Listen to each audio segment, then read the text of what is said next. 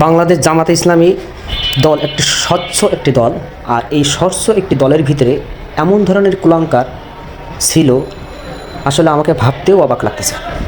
আর একটা বিষয়, তো এই ব্যক্তি কিভাবে এমপি হয়?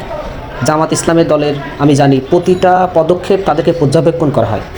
এই পর্যবেক্ষণ করার পরেও সে এই ধরনের কাজ কিভাবে করতে পারে? আসলে সাধারণ মানুষ তো হতাশ হচ্ছে। তো আমার কথা হলো যে এই ব্যক্তিকে জনসমুদ্র এনে ইসলামের শরিয়াত মোতাবেক তাকে শাস্তির দাবি করতেছে।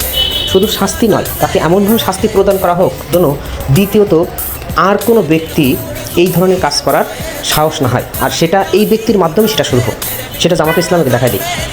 তার কারণ গোটা জামাত ইসলামের দলকে এই এই